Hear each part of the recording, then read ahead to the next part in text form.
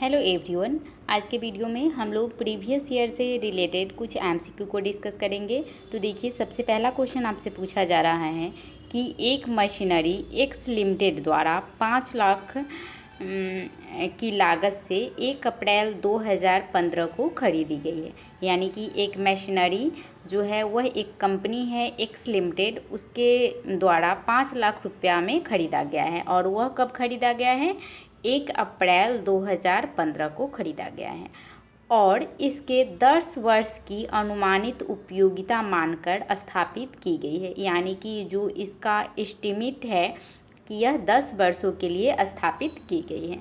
और इसका अवशेष मूल्य जो है वह है 50,000 रुपया होने का अनुमान है।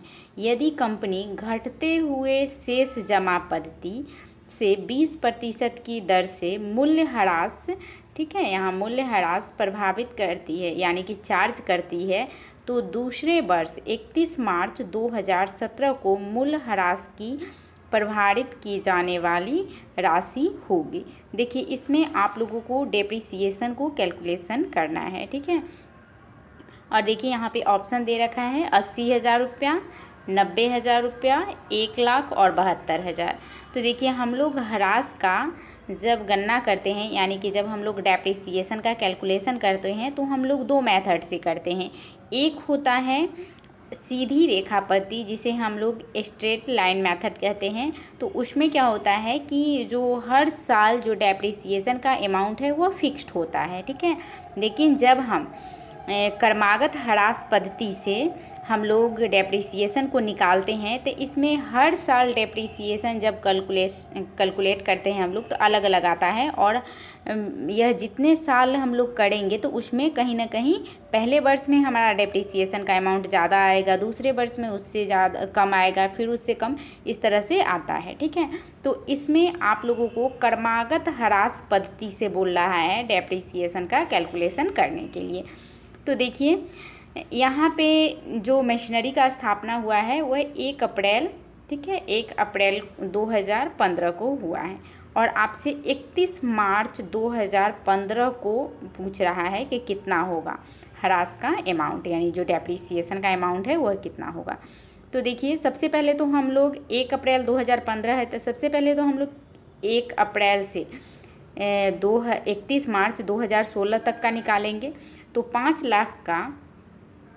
लाख का हम लोग ह्रास का प्रतिशत कितना है? 20% की दर से। तो इसका 20% निकालेंगे तो कितना आ जाएगा? यह आ जाएगा 1 लाख रुपया, ठीक है, 1 लाख रुपया। तो यह तो हो गया 31 मार्च 2016 तक। और हम लोगों को कैलकुलेशन करना है 31 मार्च 2017 को, जो कि हम लोग को क्वेश्चन में पूछा जा रहा है। तो अब देखिए, अब 5 लाख रुपया में से यह 1 लाख रुपया जो डेप्रिसिएशन का अमाउंट है वह घटाया जाएगा, ठीक है। 5 लाख रुपया में से 1 लाख रुपया डेप्रिसिएशन का अमाउंट को घटाएंगे तो कितना आ जाएगा? हम लोग 4 लाख रुपया, ठीक है। और इस 4 लाख रुपया पे हम लोग क्या करेंगे कि इस 4 लाख रुपया पे हम लोग 31 मार्च 2017 के लिए हम लोग डेप्रिसिएशन को कैलकुलेट करेंगे। तो 4 लाख का आप 20% निकाल दीजिए। 4 लाख का अगर हम लोग 20% निकालेंगे तो क्या हो जाएगा? 20% निकालेंगे तो हम लोगों का इस तरह से 80,000 इसका आंसर आएगा, ठीक है। तो इसका आंसर क्या हो जाएगा? 80,000, यानी कि ऑप्शन नंबर ए जो है वह आप लोग का आंसर हो जाएगा, ठीक है। उसके बाद चलिए नेक्स्ट क्वेश्चन को हम देखते हैं। देखिए, दूसरा नंबर क्वेश्चन है कि निम्नलिखित में से कौन सा सही है। यहाँ पे 4 स्टेटमेंट दिया हुआ है और इसमें से पूछा जा रहा है कि इनमें से कौन सा सही है। ऑप्शन ए है कि सभी संग्रहित लाभ और आरक्षित नए हिस्सेदार के प्रवेश होने पर लाभ हानि समायोजन खाता में उसको ट्रांसफ़र किया जाता है।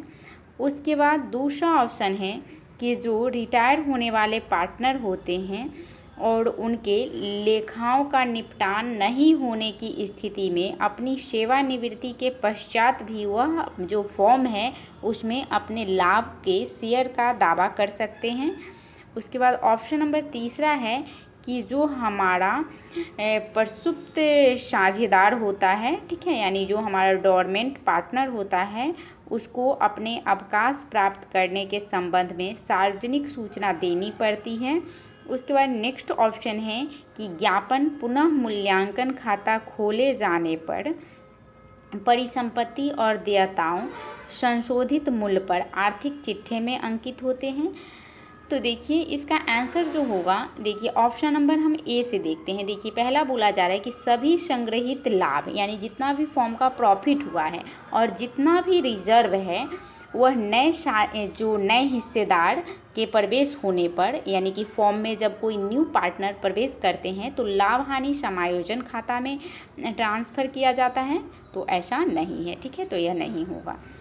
उसके बाद दूसरा ऑप्शन है कि सेवानिवृत्त होने वाला, ठीक है, यहाँ कहा जा रहा है कि सेवानिवृत्त होने वाला साझेदार उसके लेखाओं के निपटान नहीं होने की स्थिति में अपनी सेवानिवृत्ति के पश्चात भी वह फॉर्म के अपने लाभों को शेयर का दावा कर सकता है। तो देखिए जब भी कोई पार्टनर फॉर्म से रिटायर होता है और यदि फॉर्म उसके जितने भी अकाउंट है अगर उसको सही तरीके से निपटान नहीं करता है, तो उस स्थिति में जो रिटायरमेंट पार्टनर है वह फॉर्म से अपने लाभ के शेयर का वह दावा कर सकते हैं, ठीक है। तो यह ऑप्शन जो होगा वह सही होगा। उसके बाद हम नेक्स्ट ऑप्शन देखते हैं कि जो हमारा एंडोरमेंट पार्टनर होता है उसको अपने अवकाश प्राप्त करने के संबंध में सार्वजनिक सूचना देनी पड़ती है। तो देखिए जो हमारा प्रसुप्त साझेदार होता है उसको अपने अवकाश ग्रहण करने के संबंध में सार्वजनिक सूचना उसे देने की कोई ज़रूरत नहीं है, ठीक है, तो यह भी आंसर नहीं होगा। उसके बाद नेक्स्ट ऑप्शन देखिए, ज्ञापन पुनः मूल्यांकन खाता खोले जाने पर। यहाँ कहा जा रहा है कि जब हम लोग रिवैल्यूएशन अकाउंट खोलते हैं तो जितना भी एसेट्स है और जितना भी लायबिलिटीज़ है उसको जब संशोधित मूल्य होता है तो उसको हम लोग बैलेंस शीट में लिखते हैं, तो ऐसा नहीं है, ठीक है। तो इस तरह से इसका जो ऑप्शन हो जाएगा वो हो जाएगा, इसका आंसर हो जाएगा दूसरा नंबर, ठीक है, कि अगर कोई पार्टनर रिटायर होते हैं तो रिटायर होते ही जो फॉर्म होती है उसको रिटायर होने वाले पार्टनर के खातों का निपटान कर देना चाहिए। अगर वह ऐसा नहीं करती है तो जो सेवानिवृत्त होने वाले साझेदार है वह लाभ के शेयर का दावा कर सकते हैं, ठीक है। तो इस तरह से हम लोग का राइट आंसर क्या हो जाएगा, ऑप्शन नंबर दूसरा। उसके बाद नेक्स्ट क्वेश्चन देखिए इस क्वेश्चन में पूछा जा रहा है कि कंपनी अधिनियम 2013 के अनुसार किसी सार्वजनिक कंपनी के निर्माण की पूरी प्रक्रिया को मोटे तौर पे कितने चरणों में विभक्त किया जा सकता है। देखिए इस क्वेश्चन में कहा जा रहा है कि जो हमारा पब्लिक कंपनी होता है, ठीक है, और जब हम उसका फॉर्मेशन करते हैं तो उसको जो प्रक्रिया होती है वह कितने चरणों में विभक्त होती है मोटे तौर पे। तो याद रखिएगा आप लोग, जो हमारा कंपनी एक्ट 2013 है वह सार्वजनिक कंपनी के निर्माण की जो पूरी प्रक्रिया होती है उसको मोटे तौर पर यह 2 चरणों में विभक्त करती है, ठीक है। तो इस तरह से इसका आंसर हो जाएगा ऑप्शन नंबर 4। उसके बाद नेक्स्ट क्वेश्चन देखिए, इस क्वेश्चन में कहा जा रहा है कि घटाए गए किंतु अब तक परिपक्व नहीं हुए बिल को किसी कंपनी के आर्थिक चिट्ठे में किस शीर्षक के अंतर्गत दर्शाया जाएगा। देखिए हम इसको इंग्लिश में भी पढ़ लेते हैं। देखिए यहाँ कहा जा रहा है कि under which heading the item bill discounted but not at matured bill be show in the balance sheet. तो देखिए अगर कोई बिल है, ठीक है, और वह मैच्योर नहीं हुआ है तो इसको जो है हम लोग बैलेंस शीट में जो कंटीजेंट लायबिलिटीज़ होता है उसमें हम लोग इसको दिखाएंगे, ठीक है, कंटीजेंट लायबिलिटीज़ के अंतर्गत इसको दिखाया जाएगा। तो इस तरह से हमारा आंसर क्या हो जाएगा, ऑप्शन नंबर दूसरा हो जाएगा। उसके बाद नेक्स्ट क्वेश्चन देखिए, लास्ट क्वेश्चन है आप लोग का यह।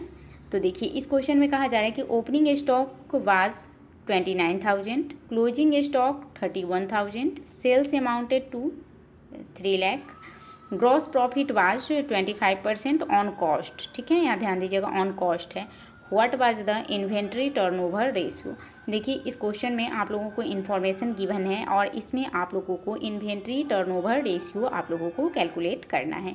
तो देखिए इन्वेंट्री टर्नओवर रेशियो का फॉर्मूला क्या होता है, इन्वेंट्री टर्नओवर रेशियो का फॉर्मूला होता है कॉस्ट ऑफ गुड सोल्ड, ठीक है, कॉस्ट ऑफ गुड सोल्ड बटे एवरेज स्टॉक। ठीक है, एवरेज स्टॉक। तो देखिए एवरेज स्टॉक तो हम लोग आसानी से इस क्वेश्चन में निकाल लेंगे। ओपनिंग स्टॉक, ठीक है, opening stock plus closing stock बटा 2। ठीक है, तो इसको हम कर लेते हैं। 29,000 हम लोग का ओपनिंग स्टॉक है, फिर क्लोजिंग स्टॉक 31,000 है। अब बटे क्या करेंगे, 2 करेंगे, तो इसको हम लोग करेंगे तो 60,000 बटा 2 हो जाएगा। इसको सॉल्व कीजिएगा तो 30,000 आ जाएगा। ठीक है, 30,000। तो इस तरह से हम लोग का एवरेज स्टॉक निकल गया। अब हम लोगों को कॉस्ट ऑफ गुड सोल्ड निकालना है। तो देखिए इस क्वेश्चन में कॉस्ट ऑफ गुड सोल्ड नहीं दिया हुआ है, लेकिन gross profit was 25% on cost दिया हुआ है, और सेल का भी अमाउंट हम लोगों को दिया हुआ है कितना, 3 लाख। तो हम लोग क्या करते हैं कि जो हमारा कॉस्ट, जो ग्रॉस प्रॉफिट है 25% ऑन कॉस्ट, इसको हम लोग सेल पर निकालेंगे। ठीक है, क्योंकि हम लोग को इसमें कॉस्ट ऑफ गुड सोल्ड का कैलकुलेशन करना है।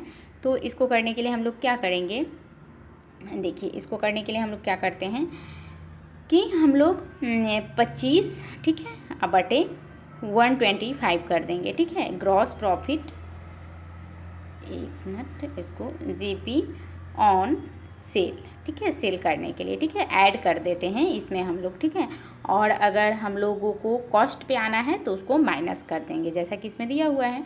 ठीक है, तो इसको करेंगे, तो इसको हम लोग सॉल्व करेंगे तो कितना हो जाएगा, या 1/5 हो जाएगा। ठीक है, इसको हम लोग परसेंटेज में बदल लेंगे तो कितना हो जाएगा, 20% आ जाएगा। ठीक है, इसको आप लोग भाग देके अगर इसको परसेंट में बदलिएगा तो कितना हो जाएगा, 20% हो जाएगा।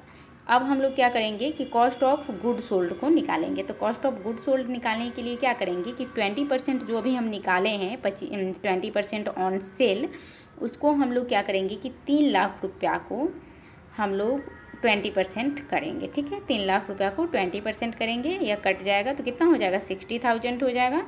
और इस 60,000 को हम लोग 3 लाख रुपया में से माइनस कर देंगे, तो हम लोग का 2,40,000 रुपया जो आएगा वह आ जाएगा क्या, कॉस्ट ऑफ गुड सोल्ड आ जाएगा। ठीक है, अब हम लोग इसके फॉर्मूला पे बैठा देंगे। इन्वेंट्री टर्नओवर रेशियो का फॉर्मूला होता है कॉस्ट ऑफ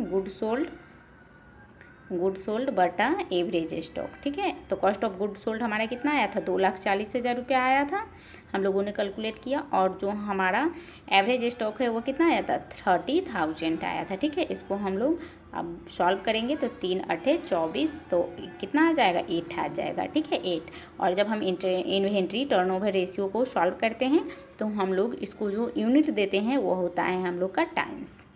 ठीक है, तो इस तरह से 8 टाइम्स इसका आंसर हो जाएगा। तो देखिए इसका आंसर जो होगा ऑप्शन नंबर बी हो जाएगा। ठीक है, और आप लोग इस क्वेश्चन को अच्छे से कर लीजिएगा, क्योंकि यह बहुत बार क्वेश्चन यह सब पूछा ही जाता है। ठीक है, कुछ मतलब सेलेक्टेड जो होते हैं प्रैक्टिकल क्वेश्चन वो हर एग्जामिनेशन में आते हैं, तो इस तरह के क्वेश्चन आते हैं, तो आप लोग इसको अच्छे से कीजिए।